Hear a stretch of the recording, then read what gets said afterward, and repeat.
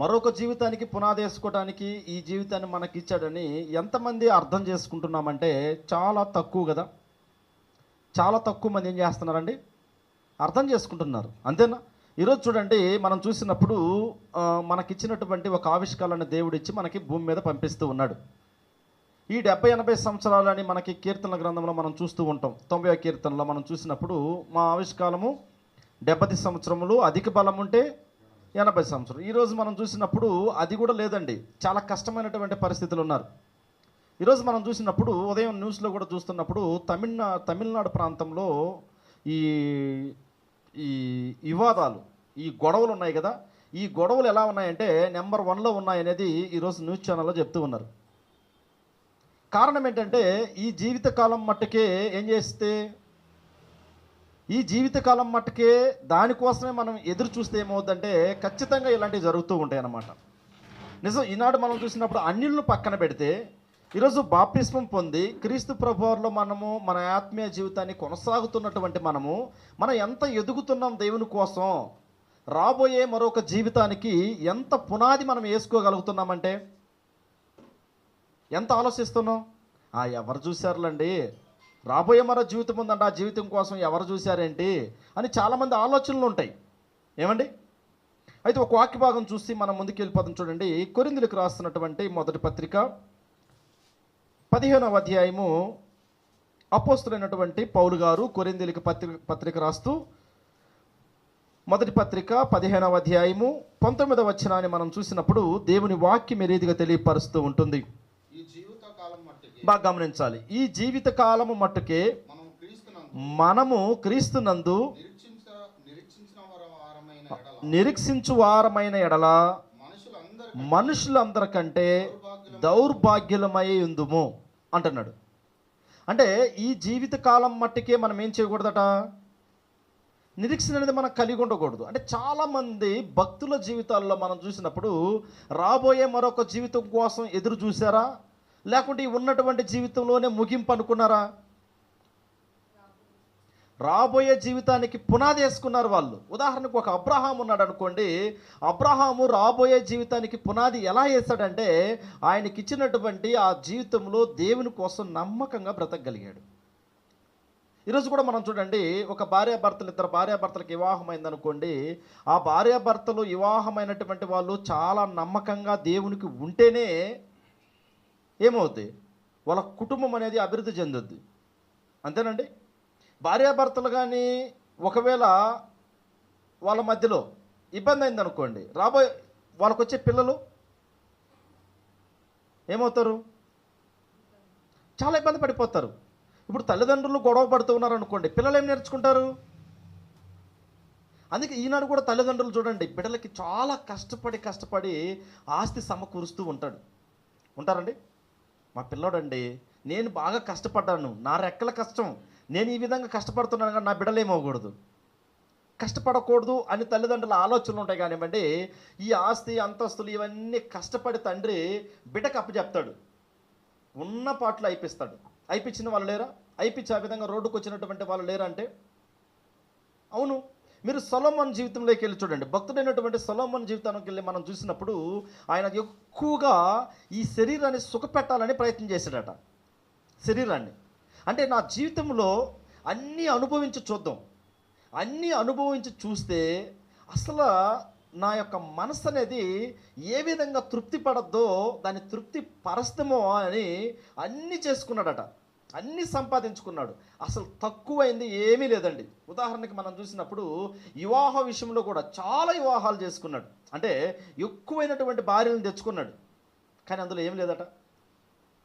అంటే ఈ జీవితకాలం మట్టుకే నేను కానీ ఈ విధంగా ప్రవర్తిస్తే రాబోయే మరొక జీవితంలో ఖచ్చితంగా నేను దేవునితో ఉండను అనేది నేర్చుకున్నాడు. ఈరోజు మనం కూడా అంతే. మన కుటుంబాల్లో మన పిల్లలకు కావచ్చు, కుటుంబంలో ఉన్నటువంటి భార్య కావచ్చు, భర్త కావచ్చు, మనం తెలుసుకోవాల్సినటువంటి చాలా ప్రాముఖ్యమైనటువంటి విషయం ఏంటంటే ఈ జీవితకాలం మట్టుకే మనం నిరీక్షణ కలిగి ఉండకూడదు అనేది ఈ ఈ యొక్క సాయంకాల సమయంలో మనం ఏం చేయాలండి, నేర్చుకోవాలి. అలా నేర్చుకోలేకుండా మనము ఈ జీవితం కోసమే మనం ప్రయాసపడుతున్నాం అనుకోండి, ఈ జీవితం అనేది ఒకరోజు ఏమవుద్ది, ఖచ్చితంగా ఈ జీవితానికి ఒక రోజు ముగింపు ఉంది.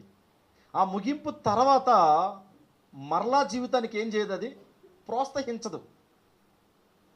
ప్రోత్సహిస్తుందా? ఈరోజు చూడండి, మరణాల సంఖ్య ఎలా పెరుగుతున్నాయండి, చాలా విపరీతంగా ఉన్నాయి కదా. ఎప్పుడు ఎవరు మరణిస్తారో, ఎప్పుడు ఆ మరణం అనేది మనిషిని ఆహుతి అవుతుందో ఎవరికి అర్థం కాదు. చాలామంది అంతే, అలాగే చాలా కష్టంలో ఉన్నారు. కానీ ఈ ఉన్నటువంటి జీవితం కోసమే ప్రయాసపడుతూ ఈ ప్రాణం ఇచ్చాడు అనుకోండి, మనిషి ఏమైపోతాడు? మీరు భక్తుడైనటువంటి సొలొమోనుని మీరు ఇంటికి వెళ్ళినాక చదవండి. చదివినప్పుడు ఆయన ఒక మాట అంటాడు చూడండి. ఒకసారి ప్రసంగి గ్రంథం మనం చూసినప్పుడు చాలా చాలా ప్రాముఖ్యమైనటువంటి విషయాన్ని ఆయన తెలియపరుస్తూ ఉంటాడు. మనం చాలాసార్లు ఈ ప్రసంగి గురించి, అంటే ఈ సొలొమోను గారి గురించి మనం నేర్చుకుని ఉంటాం. ఆయన ఏం చేస్తాడంటే, ఇక్కడ చూడండి నా సాయి, ఒకసారి ఎక్కువగా ఆస్తి సంపాదించుకుంటాడు.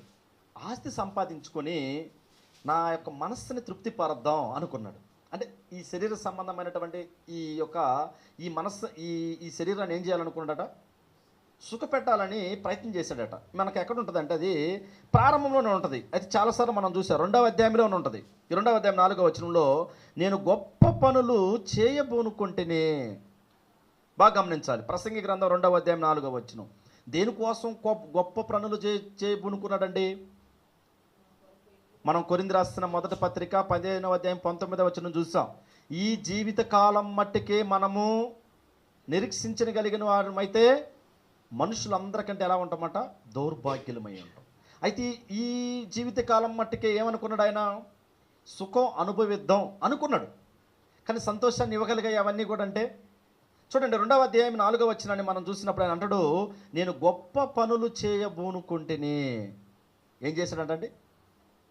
ఈరోజు కూడా అంతే కదా. తల్లిదండ్రులు చూడండి, ఒక్కొక్క తల్లిదండ్రులు మనం చూస్తుంటే బిడ్డల కోసం చావనేం చేస్తామండి. మేము చనిపోతాం కానీ నా బిడ్డ బాగుండాలి. కారణం ఎందుకు? నేను కష్టపడినట్టు నా బిడ్డ కష్టపడకూడదు. నిన్ననే ఉదయం నేను ఎవరో ఒక ఎస్ఐ దగ్గర మాట్లాడుతూ ఉంటే వస్తూ ఉన్నాను 2 వీలర్లో. పక్క ఆఫీస్, సార్ నమస్తే సార్, బాగున్నారా అంటే బాగున్నా అంటే అంటున్నాడు, కష్టపడలేవు, ఎలాగో కష్టపడ్డావు, కానీ ఇంకో 2-3 సంవత్సరాలు కష్టపడితే నీ పిల్లలు ఏమవుతారు, కొంచెం పెద్దవాళ్ళు అవుతారు. ఏదైనా ఒక ఉద్యోగం చేతికి వచ్చేస్తే నువ్వు ఫ్రీ అయిపోతావు. కానీ ఆ చేతికి వచ్చినటువంటి బిడ్డ వాడు సరిగా చూడకుండా ఉంటే ఏమండి, ఆ చేతికి వచ్చినటువంటి పాపో బాబో ఈ తల్లిదండ్రుల మాట వినకుండా ఉంటే ఆయన చెప్పినటువంటి మాట నెరవేర్చబడద్దా? ఈరోజు చాలామంది అదే కదా. మొన్ననే మన సహోదరులు జాన్సన్ గారు కూడా చెప్తూ ఉన్నారు.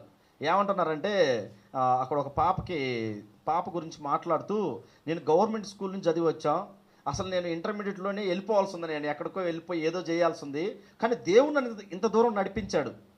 నిజమండి. అంటే ఒక్కొక్కసారి దేవుని ప్రణాళికలో మనం ఉన్నాం అనుకోండి, ఆయన ఇడిచిపెట్టడు మనల్ని. కానీ మనమే ఏం చేస్తుంటామంటే ఆయన దాటి దూరం వెళ్తూ ఉంటాం కదా. ఈరోజు చాలామంది పిల్లలు భవిష్యత్తును నాశనం చేసుకుంటున్నారంటే ప్రధానమైనటువంటి కారణం ఏంటంటే, నిజమండి, వాళ్ళు చదవకపోవడమే.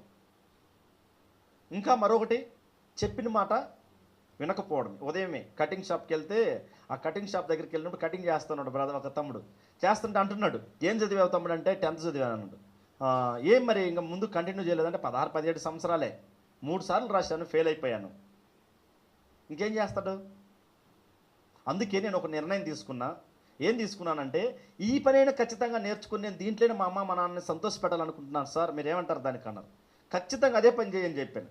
మరలా రాయంటే నేను రాయలేనులే, ఫెయిల్ అవుతాను, అది మ్యాథ్స్ పోయింది నాది అంటున్నాడు.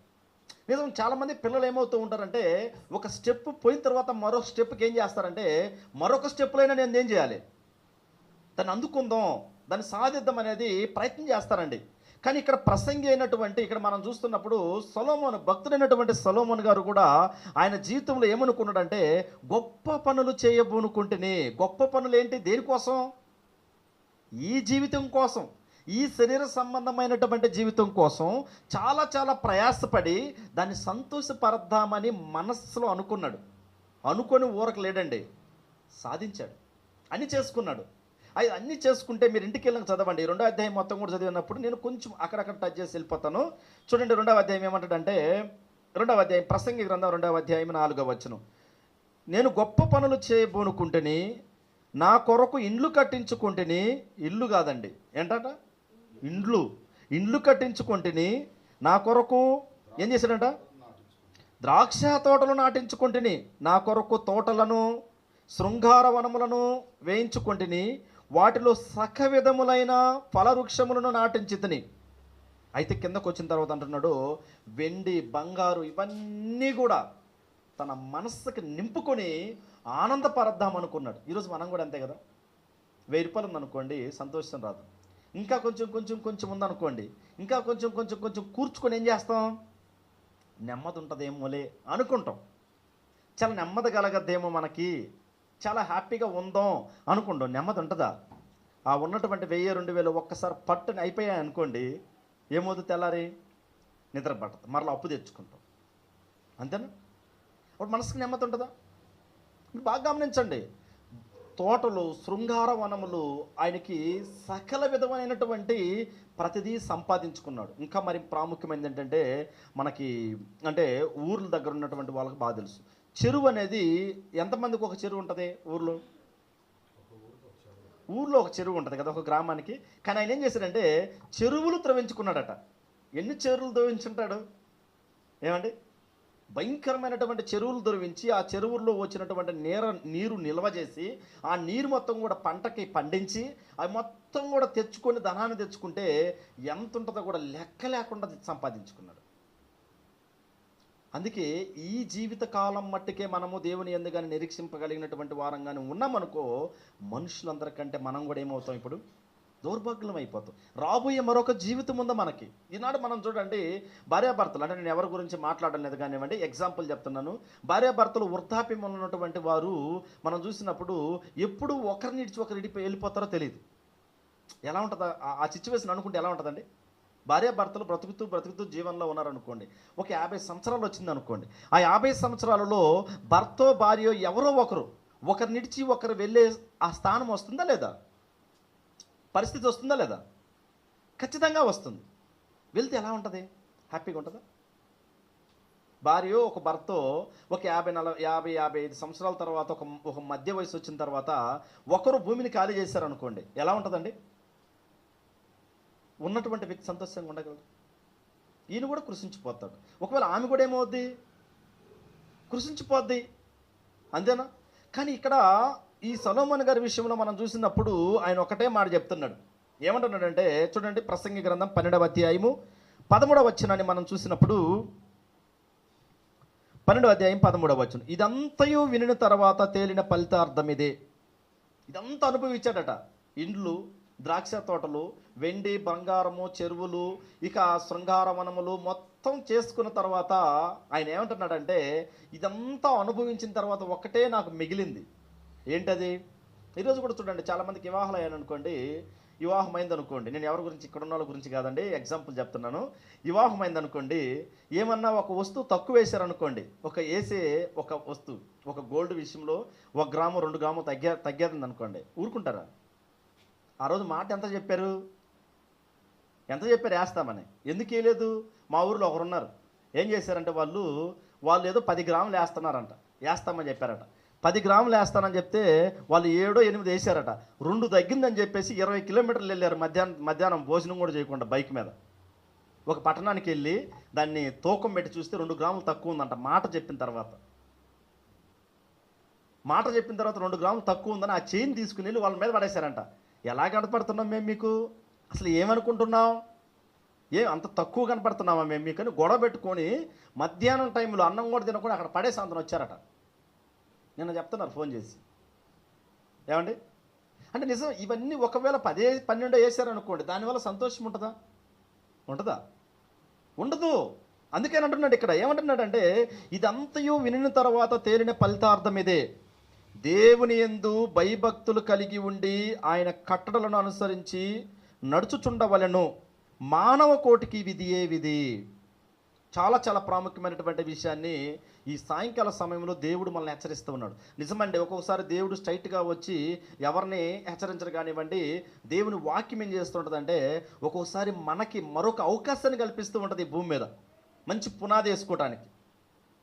బాగా రోజు చెప్పే ఇనే మాటల్లే మనము ఎప్పుడు ఇనేయే కదా అని మనం అనుకున్నాం అనుకోండి, నిజం మనుషులందరికంటే మనం ఏమైపోతామట? దౌర్భాగ్యం అయిపోతాం. అందుకే దేవుడు ఏం చేస్తూ ఉంటాడంటే ఒకసారి కాకుండా ఒకసారి మనల్ని హెచ్చరిస్తూ ఉంటాడు. అమ్మ ద్వారాగో, నాన్న ద్వారాగో, లేకుంటే ఇట్లా మనము ప్రార్థనకు వచ్చినప్పుడు సువార్థికుల ద్వారాగనో వాక్యం మనల్ని ఏం చేస్తుంటుందంటే గుచ్చుతూ ఉంటుంది. అది నిజంగా మరీ ప్రాముఖ్యంగా ఏంటంటే బాప్తిసం పొందినటువంటి వాళ్ళకి హెచ్చరిస్తూ ఉంటుంది. ఒక విషయం చూడండి, అంత తప్పు చేశారనుకోండి, ఎవరైనా ఒక మనిషి తప్పు చేశారనుకోండి, అసలు బాప్తిసం తీసుకోకుండా లోకంలో ఉండి తప్పు చేస్తే అది వేరే విషయం, దేవుడు క్షమిస్తాడు. అంతేనా? మరి తెలిసి అన్నీ కూడా యేసుక్రీస్తు ప్రభువారిని మనం అంగీకరించి వాక్యాన్ని విని బాప్తిసం పొంది మరలా తప్పు చేస్తే క్షమిస్తాడా? క్షమిస్తాడు. కానీ ఏమంటే దానికి ఆయనకి తెలుసు అది ఏ విధంగా క్షమించాలో, మనం ఏ విధంగా ఆయనకి పశ్చాత్తాపడాలో. అంతేనా? చాలామంది భక్తుల జీవితాల్లో కూడా చూడండి, తప్పు చేస్తారు. తప్పు చేసిన తర్వాత వాళ్ళు ఈ సొలొమోను గారు కూడా అలా చేస్తారు. ఈయనేమో నీతిమంతుడు కాదండి. అన్నీ చేసిన తర్వాత ఆయనకి చివరికి అర్థమైంది ఏంటంటే మారు మనసు కలిగింది. అయ్యో, నేను చేసింది పొరపాటు. ఏం చేశాను? సంతోషంగా ఉందామని నా శరీరాన్ని నేను సుఖపెడదామని ఆలోచిస్తున్నాను, కానీ వీటి యందు ఏమి లేదట. చూడండి ఇక్కడ అంటున్నాడు, ఏమంటున్నాడంటే దేవుని యందు భయభక్తులు కలిగి ఆయన కట్టడలను అనుసరించి నడుచుచుండవలెను. మానవ కోటికి ఇదియే విధి. గూఢమైన ప్రతి అంశమును గురించి దేవుడు విమర్శ చేయనప్పుడు ఆయన ప్రతి క్రియను అది మంచిదే కానీ చెడ్డదే కానీ తీర్పులోనికి తెచ్చును. ఈనాడు చాలామందికి అర్థం కానటువంటి విషయం ఏంటంటే ఏమనుకుంటారంటే, అవును పలానోళ్ళు ఇలా బ్రతుకుతున్నారు కదా, పలానోళ్ళు అలా ఉన్నారు కదా, ఇదిగో పలానోళ్ళు అలా ఉన్నారు, పలానోళ్ళు అలా ఉన్నారు, పలానోళ్ళు అలా ఉన్నారు అనుకుంటూ ఉంటారు కదా. వాళ్ళు అంత అన్యాయంగా ఉన్నారు, వాళ్ళు హ్యాపీగా బ్రతుకుతున్నారు. కానీ ప్రతి మనిషికి ఒక ముగింపు అనేది ఉందండి. చాలా జాగ్రత్తగా వినండి. ప్రతి మనిషికి ఏముంది? ప్రతి మనిషికి ఒక ముగింపు అనేది దేవుడు ఏం చేశాడు? పెట్టాడా? మీరు ఇక్కడ ఉన్నటువంటి వస్తువులు ఏదైనా చూసుకోండి, నిరంతరం ఉండేది ఏదైనా ఉందండి? నిరంతరం. అసలు దీనికి అసలు ఎటర్నల్ లైఫ్ ఉందండి అనేది ఒక వస్తువుని చూపించండి. ఇక్కడ ఉంటుందా? ఇంక్లూడ్ ఈ స్టాండ్ కూడా కానివ్వండి, దీనికి ఒక టైం ఉంటుంది. ఈ టైం తర్వాత ఏమైపోద్ది అంటే ఇది కృషించిపోద్ది పోద్దా? కానీ దీన్ని చేసినటువంటి వ్యక్తి కూడా ఏమవుతాడు? కృషిస్తాడు. కానీ మొత్తం ఏమవుతూ ఉంటుందంటే, అందుకే ప్రసంగి ఏమంటూ ఉంటాడంటే మొత్తం సమస్తం కూడా వ్యర్థము అని చెప్పాడు. అందుకే మనం కూడా ఏంటంటే ఈ జీవితకాలం మట్టుకే మనము మన ఇష్ట ప్రకారం మనం ఉండాలని ఒకవేళ అనుకుంటే మనం చేసిన ప్రతి దానికి దేవుడు ఏం చేస్తాడట? తీర్పులేనికి తెచ్చును. అందుకే చాలామంది భక్తులు ఏం చేశారంటే వాళ్ళ ఇష్ట ప్రకారం వాళ్ళు జీవించి తప్పుగా నడిచి కూడా వాళ్ళకి చివరి నేర్చుకున్నది ఏంటంటే వాళ్ళు, అమ్మో తీర్పు దినం ఉంది, ఏం చేయాలి? తీర్పు దినం ఉంది. ఈ తీర్పు దినం లోపల నేనేం చేయాలంటే మారు మనసు అనేది నేను పొందాలి. నేను మారు మనసు పొందకుండా మరొక జీవితానికి నేను కానీ పునాది వేసుకోలేకుంటే మరొక జీవితంలో నేను దేవునితో కూడా ఉండలేను. అయితే చాలామంది వచ్చే ప్రశ్న ఏంటంటే, మరొక జీవితం ఉందని ఎవరు చూశారండి, మరొక జీవితం ఉందని ఎవరు చెప్పారండి అంటూ ఉంటారు కదా. మీకు చెప్పలేదా? చాలామంది అంటూ ఉంటారు కదా, మరొక జీవితం ఉందని ఎవరు చూశారులే, చనిపోయిన తర్వాత తక్కిడో బిక్కడో ఎలా అయిపోతారు. కాదు, ఇక్కడ అంటున్నాడు చివరిగా ఏమంటున్నాడు? గూఢమైన ప్రతి అంశమును గురించి దేవుడు విమర్శ చేయనప్పుడు ఆయన ప్రతి క్రియను అది మంచిదే కానీ చెడ్డదే కానీ ఏం చేస్తాడట? తీర్పులోనికి ఖచ్చితంగా ఏం చేస్తాడంట? ఆయన తెచ్చును. అందుకే మనం ఈ జీవితకాలం మట్టుకే మనము దేవుని యందు భయభక్తులు కలిగి ఉండేది కాదండి. అందుకే ఇక్కడ మనం ఇక్కడ చూసినప్పుడు రోమాపత్రిక చూడండి. రోమాపత్రిక 12వ అధ్యాయము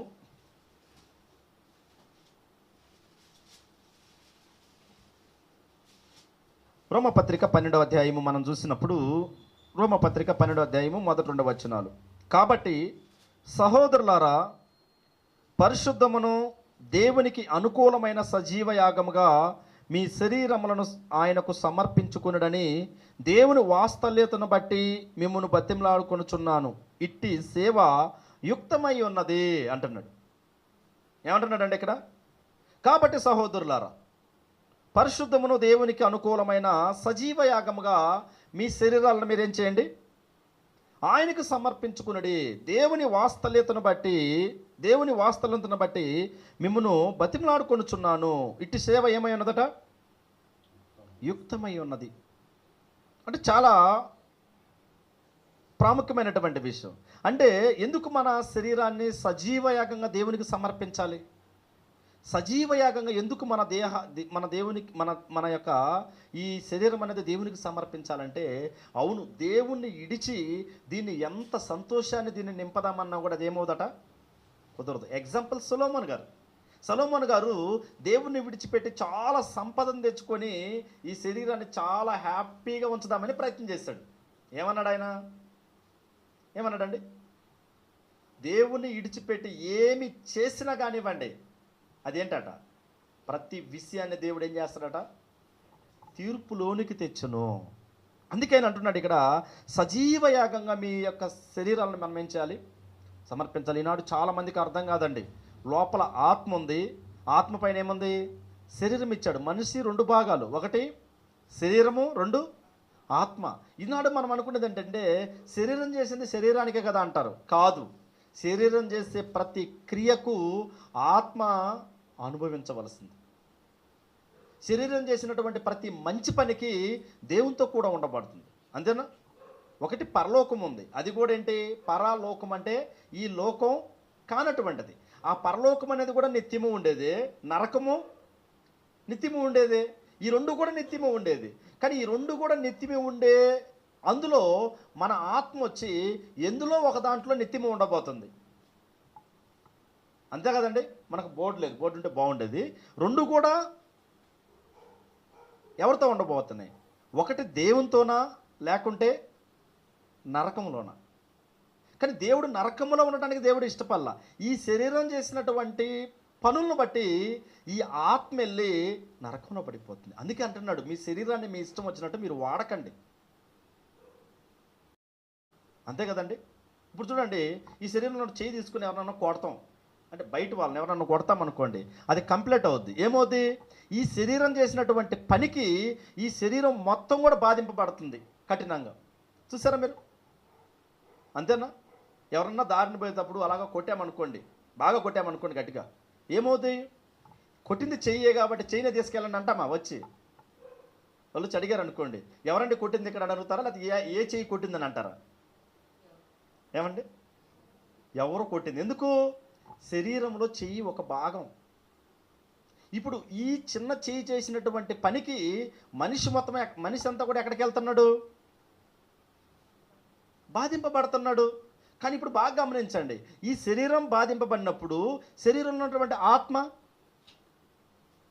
అందుకే మన శరీరాలని సజీవయాగంగా దేవునికి ఏం చేయమంటున్నాడు, సమర్పించండి. రోమపత్రిక ఇదే 12వ అధ్యాయం 2వ వచనం అంటున్నాడు, మీరు ఈ లోక మర్యాదను అనుసరింపక. చాలా చాలా ప్రాముఖ్యమైనటువంటి విషయం. ఎవరిని అనుసరింపకూడదట? ఈ లోక మర్యాదను అనుసరింపక ఉత్తమమును అనుకూలమును సంపూర్ణమై ఉన్న దేవుని చిత్తమేదో పరీక్షించి తెలుసుకున్నట్లు మీ మనస్సు మరి నూతన మగుట వలన రూపాంతరం పొందులని అపోస్తులైనటువంటి పౌలు గారు రోమాలో ఉన్నటువంటి క్రైస్తవులు తెలియపరుస్తున్నాడు. ఏమని తెలియపరుస్తున్నాడు? అసలు ఉత్తమమైంది ఏంటో మీరు పరిశీలించండి. ఈనాడు పరిశీలిస్తున్నామండి, ఏది మంచి ఏది చెడు, నా ఆత్మీయ జీవితానికి నేను ఏ విధంగా ఉంటే బాగుంటుందని ఎప్పుడైనా పరిశీలిస్తాం మనము? అంతా జరిగిపోయినాక చూడండి, జరిగిపోయినాక ఏమంటాం? జరిగిపోయింది, అయ్యో పొరపాటు జరిగింది క్షమించండి అంటాం. ఈ జరిగిందంతా అంతే కదండి. ఉదాహరణకి కరెంట్ షాక్ కొట్టింది అనుకోండి, ఏమంటాం? పొరపాటు అయిపోయిందండి, చేయబెట్టి తప్పు చేశాను, పెట్టకముందు ఈ జాగ్రత్తను ఉంటే. ఏమండి, పెట్టకముందు ఈ జాగ్రత్తను ఉంటే మనకి షాక్ కొట్టుద్దా?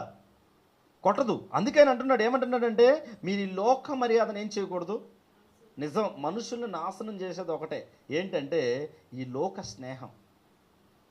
అందుకే అంటూ ఉంటాడు కదా, మనము ఒక్కసారి బాప్తిస్మం పొందిన తర్వాత ఈ బాప్తిస్మం పొందినటువంటి వారితోనే మన స్నేహం ఉండాలి. బయట దేవుణ్ణి ఎరగనటువంటి వారితో మనం స్నేహం చేస్తే ఏమవుతుందంటే మన భక్తి జీవితాన్ని మనం విడిచే అవకాశాలు ఉన్నాయి. అందుకే కదా ఈనాడు చాలామంది చూడండి, బాప్తిస్మం పొందిన తర్వాత కూడా వాళ్ళ ఇష్ట ప్రకారం వాళ్ళు ప్రవర్తిస్తున్నారంటే కారణం ఏంటంటే స్నేహం. ఆ స్నేహం ఏమవుతూ ఉంటుంది అంటే, స్నేహం అంటే ఇప్పుడు ఒక ఉదాహరణకు ఒక దగ్గర ఉద్యోగం చేస్తున్నాం, వాళ్ళతో తినకూడదు, తాగకూడదు, వాళ్ళతో ఉండకూడదు నేను చెప్పడం లేదు.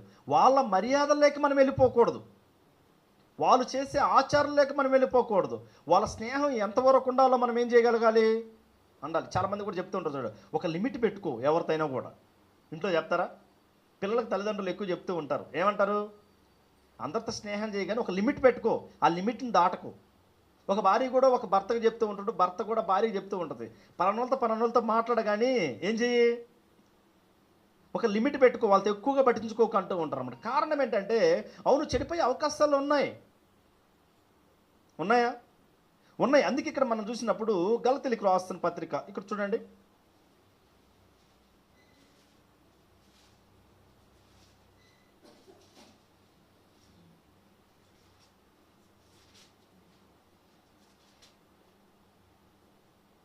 ఒక్క నిమిషం. మనం ఇక్కడ లూకాసు వార్త చూసుకుని అక్కడికి వెళ్దాం. లూకాసు వార్త 12వ అధ్యాయము ముగించేసుకుందాం. లూకాసు వార్త 12వ అధ్యాయము 5వ వచనాన్ని మనం చూసి మనము గలతీ పత్రం దగ్గరికి వెళ్దాం. లూకాసు వార్త 12వ అధ్యాయము 5వ వచనం. ఎవనికి మీరు భయపడవలనో మీకు తెలియజేసేదును, చంపిన తర్వాత నరకములో పడదోయ శక్తి గలవానికి భయపడుడి, ఆయనకే భయపడుడని మీతో చెప్పుచున్నాను అంటున్నాడు. ఎవరికి భయపడాలంటండి? చనిపోయిన తర్వాత మన ఆత్మను తీసుకెళ్ళి నరకంలో పడేసే వారికే మనం ఏం చేయగలగాలి, భయపడాలి. ఎందుకు ఆయనకి భయపడాలి? ఎవరు మనం చనిపోయిన తర్వాత మన దేహాన్ని ఎవరు తీసుకెళ్ళి నరకంలో పడేస్తున్నారు? దేవుడు. ఎందుకంటే ఈ శరీరంలో జీవించినంత కాలం మన ఇష్ట ప్రకారం మనం జీవిస్తున్నాం, అందుకే కదా. అందుకే ఇక్కడ కింద చూసినప్పుడు అంటున్నాడు 6వ వచనం, 5 పిచ్చుకలు 2 కాసులకు అమ్మబడును కదా, అయినను వాటిలో ఒకటైనను దేవుని ఎదుట మరువబడదు. అయితే 7వ వచనం చాలా ప్రాముఖ్యమైనది. మీ తల వెంట్రుకలన్నీ లెక్కింపబడి ఉన్నవి, భయపడుకుడి, మీరు అనేకమైన పిచ్చుకల కంటే శ్రేష్ఠులు కారా. ఎందుకు భయపడాలండి? మేము ఎవరికి భయపడుతున్నాం అంటారేమో. అంటే ఈ లోకంలో మనం చూసినప్పుడు శరీర కార్యాలు ఉన్నాయి, మరలా దేవుని కార్యాలు ఉన్నాయి. మనం చేసే క్రియలు ఏ విధంగా ఉన్నాయి అనేది మనము ఖచ్చితంగా మనం ఏం చేయగలగాలి, పరిశీలన చేయగలగాలి. నేను ఏ స్థితిలో ఉన్నానో, నేను ఒక బాప్తిసం పొందినటువంటి క్రైస్తవుని, క్రీస్తును ధరించుకున్నటువంటి వాడను, నేను క్రీస్తును ధరించుకున్నటువంటి దానను. నేను ఎవరితో స్నేహం చేయాలి, నా బ్రతికేంటి, అసలు నేను ఎలా ఉండాలి లోకానికి అనేది మనం ఖచ్చితంగా ఏం చేయగలగాలండి, ఖచ్చితంగా పరిశీలన చేయగలగాలి. అందుకని అంటున్నాడు కదా, ఏమంటున్నాడు, మీ తల వెంట్రుకలన్నీ కూడా ఏమై ఉన్నాయట, లెక్కింపబడి. ఈనాడు చాలామంది చూడండి, రేపేమవద్దు, ఎల్లుండేమవద్దు, మరలా ఏమవద్దు, అసలు నా జీవితం ఏంటో, చాలామంది చాలా లెక్కలు కట్టుకుంటూ ఉంటారు. ఈ చాలామంది లెక్కలు కట్టుకుంటూ ఉన్నప్పుడు ఒక్కొక్కసారి ఏమవుద్దంటే మధ్యలో ఏది లేకుండా వెళ్ళిపోతారు. దేవుడు పిలిచాడు అనుకోండి, మన లెక్కలన్నీ ఏమైపోతాయి. అందుకే ఇక్కడ ఇదే 12వ అధ్యాయంలో ఒక ధనవంతుడు మనకు కనపడుతూ ఉంటాడు. ఆయన ఏమంటాడు, తన మనసుతో అనుకుంటుంటాడు, అనేకమైనటువంటి సంవత్సరాలకు నీకేమైనది, ధనము సమకూర్చబడి ఉన్నది, తినుము తాగుము సుఖించుము అని అనుకుంటూ ఉంటాడు. అప్పుడు దేవుడు వస్తాడు, దేవుడు అంటాడు, వెర్రివాడా, ఈ రాత్రి నీ ప్రాణం అడుగుచున్నాను, నువ్వు సంపాదించినంత కూడా ఎవడో అయిపోతాయే అని అడుగుతూ ఉంటాడు అనమాట. అంటే మనం ఏం నేర్చుకోవడానికి ముందుకు వస్తున్నామంటే, ఈ జీవితం కోసం ఈ కళ్ళ ముందున్నే జీవితాన్ని మనము ఇదే నాకు మంచిది అని ఒకవేళ మనం అనుకుంటే, మరొక జీవితం అనేది మనకు ఉంది. ఆ జీవితానికి మనం ఏం చేయలేము, వెళ్ళలేము కాబట్టి ఆయన అంటున్నాడు, ఈ జీవితంలో ఉన్నటువంటి క్రియలు కావచ్చు, మరొక జీవితంలో ఉన్నటువంటి క్రియలు కావచ్చు, ఈ గలతీ పత్రికలో అపోస్తలుడైనటువంటి పౌలు గారు చాలా చక్కగా వ్యత్యాసంగా చూపిస్తున్నాడు, ఎలా ఉంటాయో చూద్దాం. మనం ఒకసారి చూడండి, గలతీయులకు రాస్తున్న పత్రిక 5వ అధ్యాయము 19వ వచనం. గలతీయులకు రాస్తున్న పత్రిక 5వ అధ్యాయము 19వ వచనాన్ని మనం చూసినప్పుడు దేవుని వాక్యం ఈ రీతిగా తెలియపరుస్తూ ఉంది. శరీర కార్యములు స్పష్టమై ఉన్నవి, అవేవనగా, బాగా గమనించండి, శరీర కార్యములు. మనం చూస్తున్నటువంటి విషయం ఏంటంటే, ఈ జీవిత కాలం మట్టికే మనం సుఖం అనుభవించాలనుకోండి, మనుషులందరికంటే ఎలా ఉంటామంట, మనం దౌర్భాగ్యం అయిపోతాం. అవి ఎలా ఉంటాయంటే, ఈ లోకములో ఉండే క్రియలు, ఆ శరీర కార్యాలు ఎలా ఉంటాయంటే ఇక్కడ చెప్తూ ఉన్నాడండి. ఏమంటున్నాడు, అవేవనగా జారత్వము, అపవిత్రత, కామత్వము, విగ్రహారాధన, అభిచారము, దేశములు, కలహము, మస్త్రములు, క్రోధములు, కక్షలు, భేదములు, విమతములు, అసూయలు, మత్తతులు, అల్లరితో కూడిన ఆటపాటలు మొదలైనవి, వీటి గూర్చి నేను మునుపు చెప్పిన ప్రకారము ఇటు వాటిని చేయవారు దేవుని రాజ్యమును స్వతంత్రించుకున్నారని మీతో స్పష్టంగా చెప్పుచున్నాను. వీటన్నిటికీ మనం దూరంగా ఉండాలండి. ఇవన్నీ కూడా ఏంటంటే శరీర కార్యాలు. ఈ శరీర కార్యాల్లో ఏట్లో కూడా మనం ఏమవకూడదు, ఇన్వాల్వ్ అవ్వకూడదు. ఒక్కొక్కసారి ఏమవుతూ ఉంటారంటే ఈ శరీర కార్యాలు ఎవరొకరి ద్వారాగా మనల్ని ఆవరిస్తూ ఉంటాయి. అపవాది ఊరుకుంటాడా? ఎవరిని పట్టుకుంటాడు గట్టిగా? ఎవరిని పట్టుకోడా? ఎవరిని పట్టుకో. మొన్న ఒక పార్క్ దగ్గర కూర్చొని ఉంటే అక్కడ ఆ పార్కులో ఉన్నట అంటే ఒక ఆమె చెప్తుంది, ఏమంటుందంటే ఈ పార్కులు అంతా కూడా దెయ్యాలు ఉన్నాయి అని అన్నాయి. అక్కడ లేచి నిజమేనా అంటున్నారు. ఎలా ఉందో సమాజం చూడండి. అక్కడ కూర్చున్నటువంటి వాళ్ళందరూ కూడా కూర్చుని ఉన్నారు. ఆ కూర్చున్నటువంటి వాళ్ళ దగ్గరకు వచ్చి ఆమె చెప్తుంది, ఏమని, ఈ పార్క్ చుట్టూలు కూడా దెయ్యాలు ఉన్నాయి, మీరు ఏదో అన్నం తింటున్నారు, నాన్ వెజ్ తింటున్నారు, నాన్ వెజ్ తింటే ఖచ్చితంగా దెయ్యాలు ఏమవుతాయి, వచ్చి మిమ్మల్ని పట్టుకుంటాయి. మనం నాన్ వెజ్ తింటానో లేకుంటే వేరే తింటానో వచ్చి పట్టుకునేది కాదండి. మనం ఎప్పుడైతే నీతిగా ఉండాలని మనం నిర్ణయించుకుంటామో, ఎప్పుడైతే ఈ లోక సంబంధమైన కార్యాలకు మనం దూరంగా ఉండాలని అనుకుంటామో, ఆటోమేటిక్గా దెయ్యం వచ్చి ఏం చేస్తుంది, మనల్ని అపవాది వచ్చి మనల్ని ఆకర్షిస్తుంది. ఒక్కోసారి అపవాది మామూలుగా ఈ కార్యాలలోనే అపవాది ఉండేది. ఏ కార్యాలలో? మనం ఇప్పుడు దాకా చదివాం. ఏ కార్యాలంటే అవి ఏవనగా జారత్వము, అపవిత్రత, కామకత్వము, విగ్రహారాధన, అభిచారము, ద్వేషములు, కలహములు, మస్త్రములు, క్రోధములు, కక్షలు, భేదములు, విమతలు, అసూయలు, మత్తతులు, అల్లరితో కూడిన ఆటపాటలు మొదలైనవి, వీటిని గూర్చి నేను మునుపు చెప్పిన ప్రకారం ఇట్టి వాటిని చేయవారు దేవుని రాజ్యమును స్వతంత్రించుకునేరని స్పష్టంగా తెలియజేస్తున్నాను. ఈ కార్యాలు ఉన్నటువంటి వారందరే ఎవరు? అపవాది కలిగినటువంటి వారు, దయ్యం బిడ్డలు అంటున్నారు. కానీ కింద చెప్తున్నాడు మరలా అదే పౌలు గారు కింద ఏమంటున్నాడు 22వ వచనం, అయితే ఆత్మఫలమేమనగా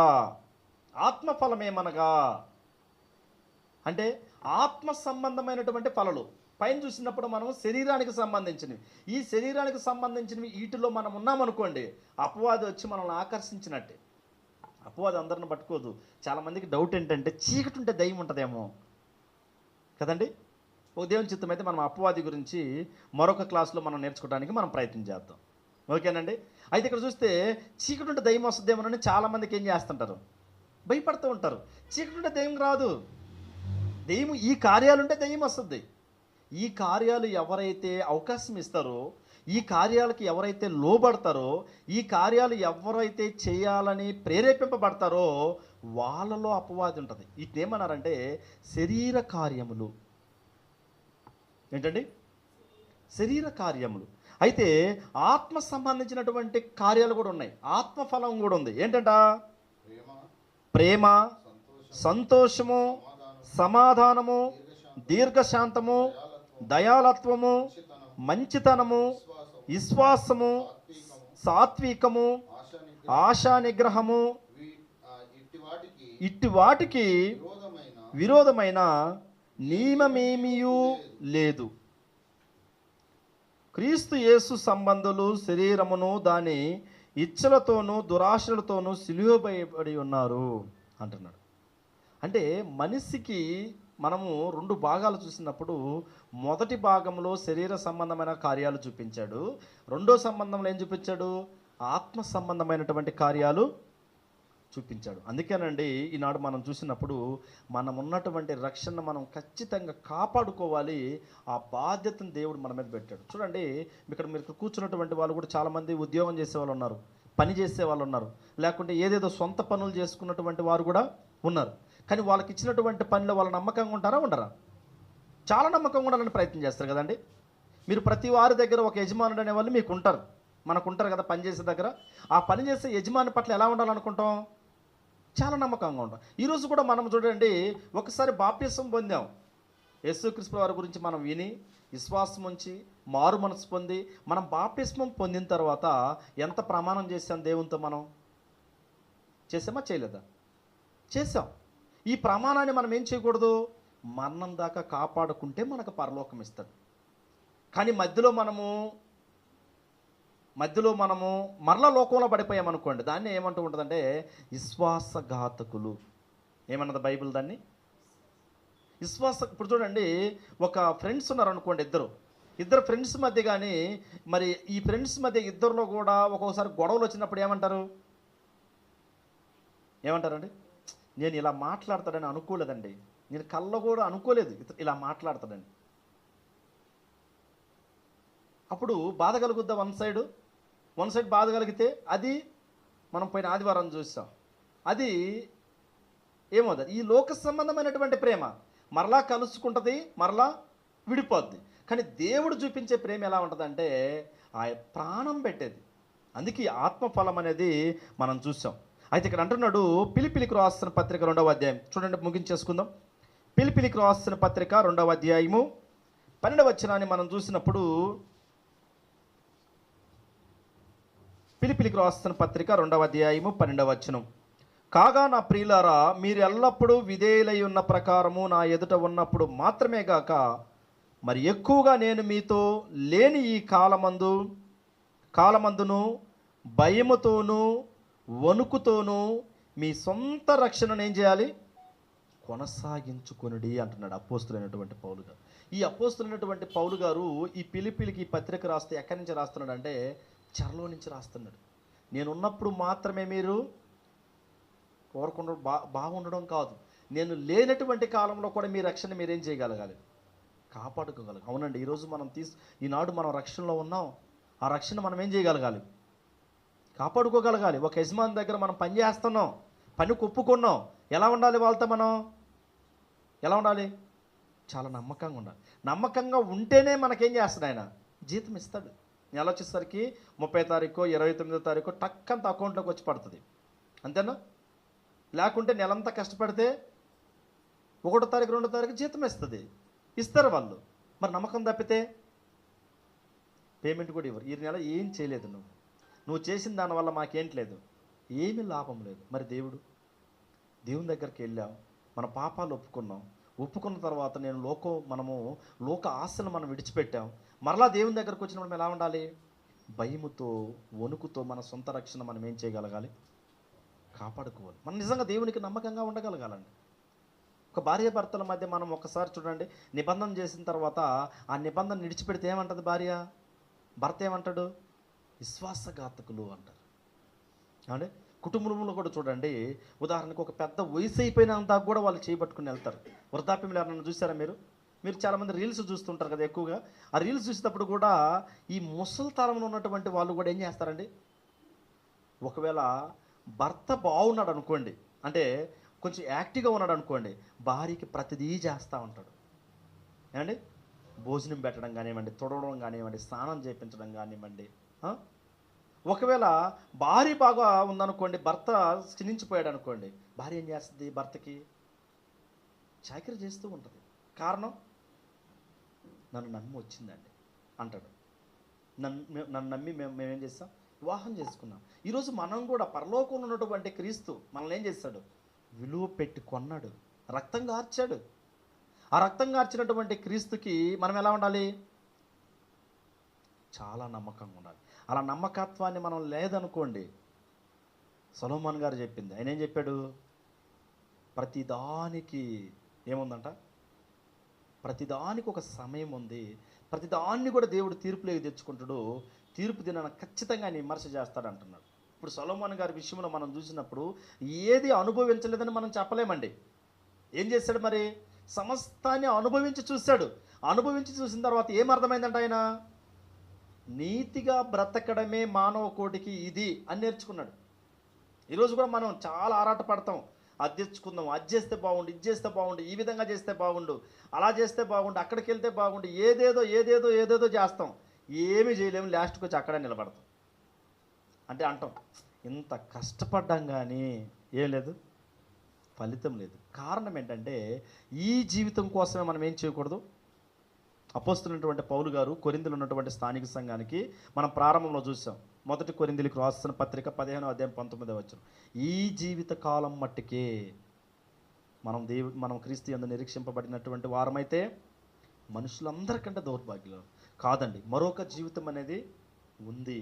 ఆ మరొక జీవితానికి ఈ జీవితాన్ని దేవుడు ఏం చేశాడో మనకి ఇచ్చి ఆ నమ్మకత్వాన్ని మనల్ని ఏం చేస్తున్నాడు, ఎదురు చూస్తూ ఉన్నాడు అనమాట. ఈ సాయంకాల సమయంలో మనము, మన కుటుంబాలు, మనం అందరం కూడా దీవింపబడుతూ రాబోయే మరొక జీవితానికి ఈ జీవితంలో మనం ఏం చేయాలి, దేవుని కోసం మనం నమ్మకంగా ఉండాలని మిమ్మల్ని అందరినీ ప్రేమతో కోరుకుంటూ నా మాటలు ముగిస్తున్నాను. ఓపిక అయినటువంటి మీకు అందరికీ ప్రత్యేకమైన వందనాలు తెలియజేసుకుంటూ నా మాటలు ముగిస్తున్నాను.